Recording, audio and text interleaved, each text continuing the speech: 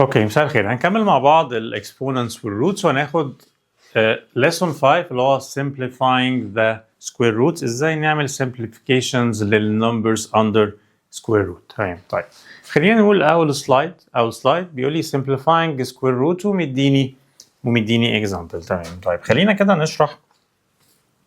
نشرح مع بعض في white paper ايه هو simplifying للسكوير روت اكسبريشن.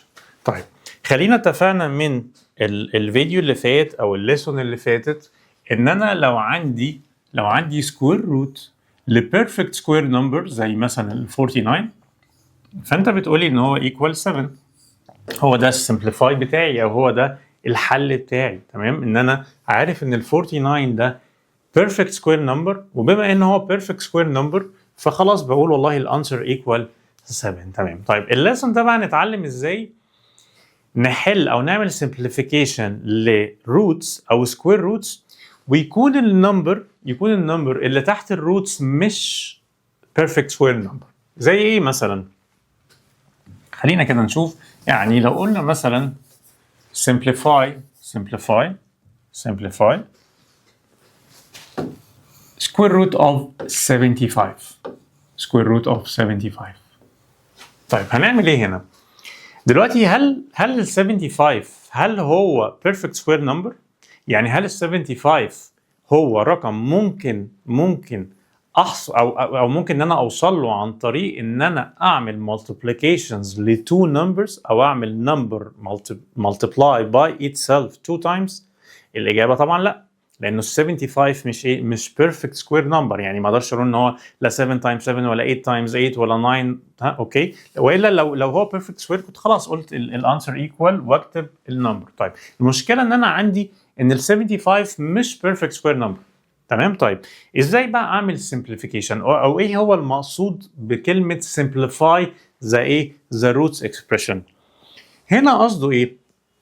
هنا قصده ان هو عايز يخلي النمبرز اللي تحت الروتس ده، عايز يخليه multiplication between two numbers، واحد منهم يكون perfect square. فلما يكون واحد منهم perfect square هقدر ان انا اطلعه بره السكوير روت، والرقم التاني هسيبه تحت السكوير روت، ويبقى انا كده عملت simplify.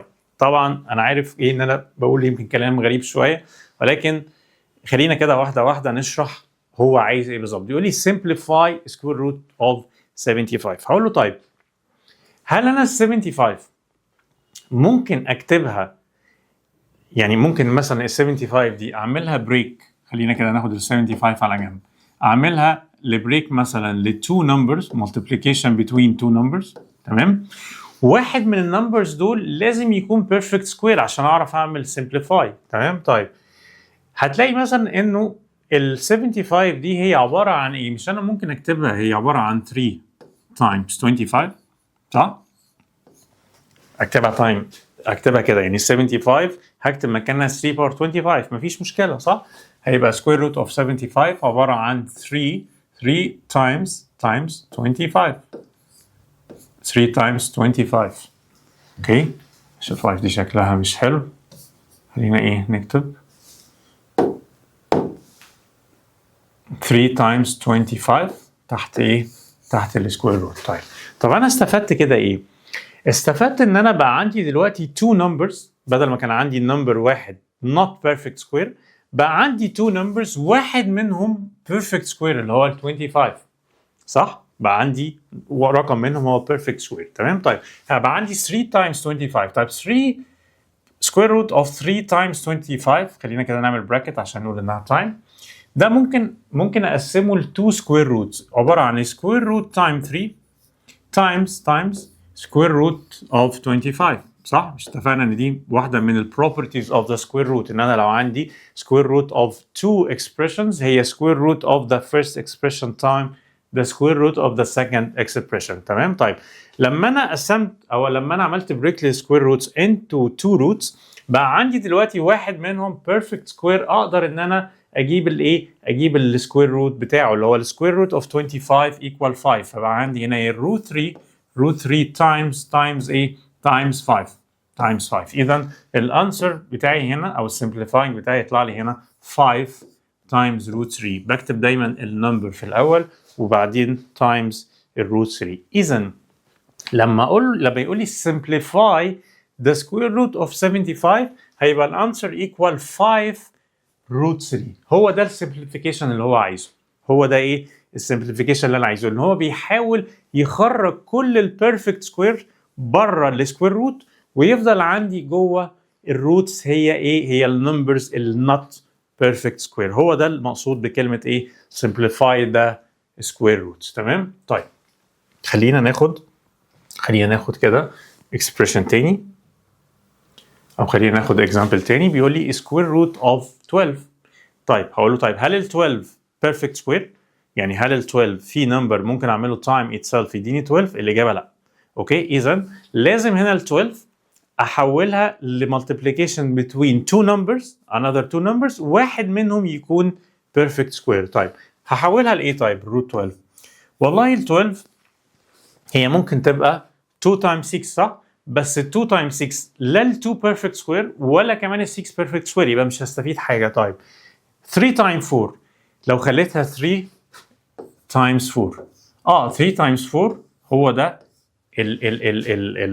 البريك المظبوط لانه ال 3 مش perfect square ولكن ال 4 perfect square صح؟ لان square root of 4 ايه equal 2. تمام يبقى اقول له خلاص يبقى انا square root of 3 times 4 هي عباره عن square root of 3 times square root of 4. square root of 4 انا عارفها اللي هي 2 وروت 3 هتنزل زي ما هي يبقى الانسر root 3 times 2 which will be equal بنكتبها بقى ايه 2 root 3.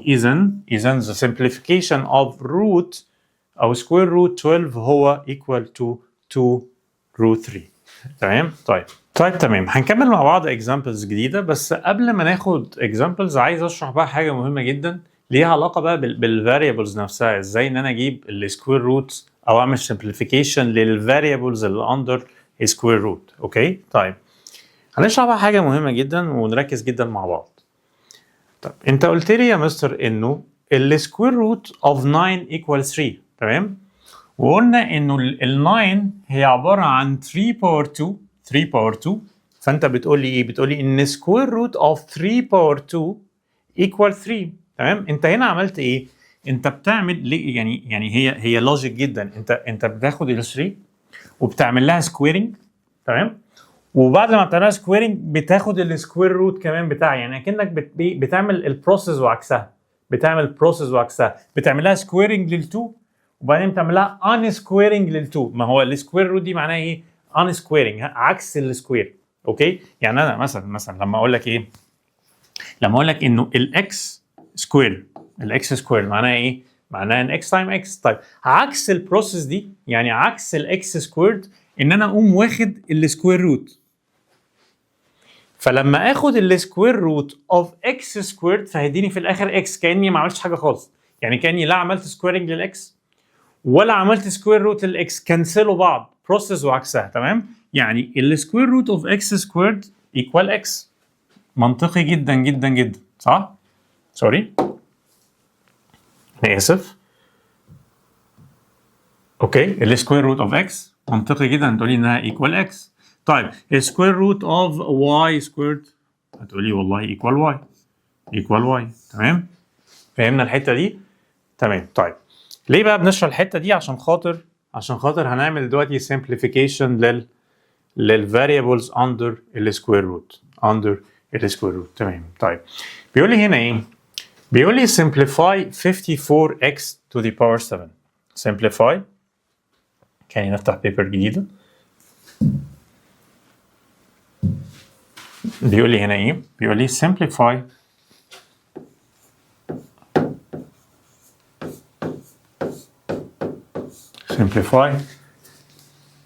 square root of 54 times x to the power 7.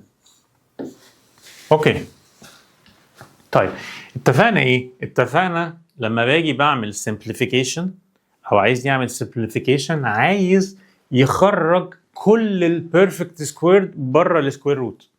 تمام، كل النمبرز او الاكسبريشنز اللي هي بنسميها بيرفكت سكوير او اللي انا اقدر اخد السكوير روت بتاعها، بحاول ان انا اظهرها عندي في الاكسبريشن او تحت الروت علشان اقدر اخد السكوير روت بتاعها واطلعها بره. يبقى انا كده ايه؟ يبقى انا عملت سمبليفيكيشن للمساله، خليتها ان ذا سمبلست فورم.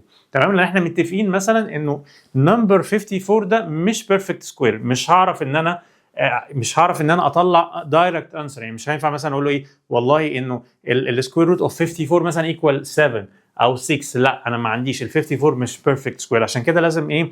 لازم اعمل ري رايت للاكسبريشن، لازم اعمل ري رايت للاكسبريشن. طيب هقول لك، طيب هتعامل الاول مع ال 54، يعني هاخد الاول ال 54 النمبر اللي هو 54، وبعدين كمان هاخد الاكس باور 7 وهنشوف ازاي هنتعامل مع الاثنين عشان نخرج منهم ايه؟ البيرفكت سكويرز اكسبريشن. اوكي، طيب ال 54 ممكن اكتبها نمبر تايمز نمبر، يعني احولها لنمبرز تايم نمبرز، بس بشرط لما تيجي تحولها لنمبر تايم نمبر لازم يكون واحد فيهم بيرفكت سكوير، والا انت كده مش هتعرف تعمل ايه؟ مش هتعرف تعمل سمبليفيكيشن. طيب ايه هي الاحتمالات اللي عندي للرقم 54؟ هتقولي والله ماشي، والله ال 54 مثلا، ال 54 مثلا هي ايه؟ تقولي والله ال 54 مثلا هي ايكوال 2 تايمز 27، صح؟ ده اوبشن. بس هل ال 2 وال 27 هل في نمبر منهم بيرفكت سكوير؟ لا. اذا انا مش هستفيد حاجه، يعني هنا مش هتفيدني في حاجه ال 2 تايمز 27. طيب هقول لك، طيب في اوبشن تاني. ال 54 هي عباره عن 9 تايمز 6. هتقولي ده اوبشن جميل جدا. ليه؟ لانه ال 9 بيرفكت سكوير، فهقدر ان انا اخرجها بره السكوير روت، لان السكوير روت اوف 9 ايكوال 3. طب وال 6 خلاص هخليها تحت السكوير روت زي ما هي ملهاش سكويرنج، مفيش رقم اعمله ملتبلاي باي اتسيلف هيديني 6. المهم ان انا خرجت حاجه، خرجت البيرفكت سكوير من ال 54. يعني ال 54 مستخبي وراها بيرفكت سكوير بس مش ظاهر عندي. تمام، لما عملت لها بريك لتو نمبرز طلع لي منهم نمبر بيرفكت سكوير. تمام، فهو ده اللي انا عايز اوصل له. تمام، طيب خلينا نكتب بقى تاني الروت عندي. هيبقى عندي بقى ايه؟ سكوير روت اوف ال 54. مش هكتبها بقى 54، هكتبها 9 تايمز 6. تمام، اوكي. طيب ايه بقى الاكس باور 7؟ الاكس باور 7 هعمل فيها ايه؟ هل هكتبها اكس باور 7؟ لا، ما هو الاكس باور 7 مش بيرفكت سكوير نمبر، لكن لو تفتكر السلايد اللي فات لما شرحنا قلنا ان السكوير روت اوف اكس سكويرد ايكوال تو اكس. اذا لو انا قدرت اخلي الاكس باور 7 هي مالتيبل اوف اكس سكويرد، يبقى انا كده هعرف اعمل سمبليفيكيشن. طيب ازاي الاكس باور 7 اخليها مالتيبل اوف اكس سكويرد؟ انا بقى خلاص انا درست الاكسبوننتس وعارف كويس جدا ان انا لما اعمل مالتيبليكيشن بتوين expressions ليهم نفس البيز هيبقى ايه؟ هكتب البيز واعمل سميشن للباور. يعني الاكس باور 7 انا ممكن اكتبها كده، هكتبها ايه؟ x باور 2 times x باور 2 times x باور 2 times x. طب انا ليه كتبتها كده؟ ليه حولتها كده عشان خاطر انا عارف ان السكوير روت اوف x سكويرد هو ايكوال x. فاذا انا حولت الاكس باور 7 لمجموعه من البيرفكت سكويرز نمبرز. هيتبقى لي بس الاكس هو مش بيرفكت سكوير، مش مشكله، هخليه تحت الروت، ولكن هعرف اتعامل مع السكوير روت اوف x سكويرد which will be equal x. تمام، طيب سريعا برضو عشان اللي مش واخد باله انه الاكس باور 7 هي نفس الاكسبريشن ده، لان انا عندي هنا ايه؟ x باور 2 times x باور 2 times x باور 2 times x. تمام، طيب عندي هنا ايه؟ same base وعندي ايه؟ different power. فلما اجي اعمل لهم multiplication بكتب البيز وبعمل ايه؟ بعمل summation للباور. 2 plus 2 4 plus 2 6 plus 1 equal 7. يعني الاكسبريشن ده equal x باور 7. اذا انا هنا مش هغير حاجه، انا بعمل ري رايت الاكس باور 7 لايه؟ لبيرفكت سكويرز اكسبريشن. تمام، طيب يبقى انا هيبقى عندي هنا ايه؟ يبقى خلاص ال 54 انا حولتها ل perfect square. هيبقى عندي بقى الاكس باور 7. الاكس باور 7 اقول والله هي عباره عن x باور 2 times x باور 2 times x باور 2 times x. اوكي تمام. طيب هنا بقى هقول ايه؟ هقسم بقى السكوير روت، هاخد كل نمبر تحت السكوير روت هعمل ايه؟ هعمل separation للسكوير روتس. يعني اقول هنا سكوير روت اوف 9 times square root of 6 times the square root of x squared times the square root of x squared times the square root of x squared تمام times the square root of x. تمام. طيب وببدا بقى ان انا ايه؟ اعمل simplify للاكسبريشنز اللي انا ممكن اعملها سكوير روت. يعني السكوير روت اوف 9 equal 3 صح؟ السكوير روت اوف 6 ملوش سكوير روت، هيفضل زي ما هو.